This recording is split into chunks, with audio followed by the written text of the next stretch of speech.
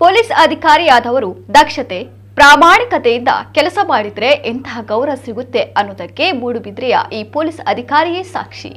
Police ಅಧಿಕಾರಿಯಾಗಿ 39 ವರ್ಷಗಳ ಕಾಲ ಸೇವೆ ಸಲ್ಲಿಸಿ ಇದೀಗ ನಿವೃತ್ತರಾಗಿದ್ದ ಪೊಲೀಸ್ ಉಪನಿರೀಕ್ಷಕ ದಿವಾಕರ್ ರೈ ಅವರಿಗೆ ಸಹೋದ್ಯೋಗಿಗಳು ಪುಷ್ಪಾರ್ಚನೆಯ ಗೌರವ ಸಲ್ಲಿಸಿದ್ದಾರೆ.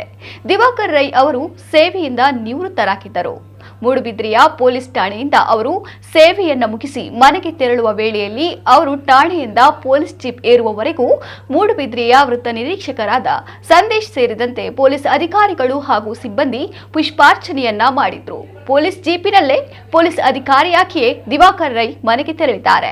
ಸಹೋದ್ಯೋಗಿಗಳು ನೀಡಿದ ಗೌರವಕ್ಕೆ ದಿವಾಕರ್ ರೈ ಅವರು ಆನಂದ ಬಾಷ್ಪ ಸುರಿಸಿದ್ದಾರೆ. ಸದಾ ಒಂದಲ್ಲೊಂದು ಅಪರಾಧ ಪ್ರಕರಣಗಳಿಂದಲೇ ಬ್ಯುಸಿಯಾಗಿರುತ್ತಿದ್ದ ಮೂಡುಬಿದ್ರೆಯ ಪೊಲೀಸ್ ಠಾಣೆ ಇಂದು ವಿನೂತನ ಸಂದರ್ಭಕ್ಕೆ ಸಾಕ್ಷಿಯಾಗಿತ್ತು.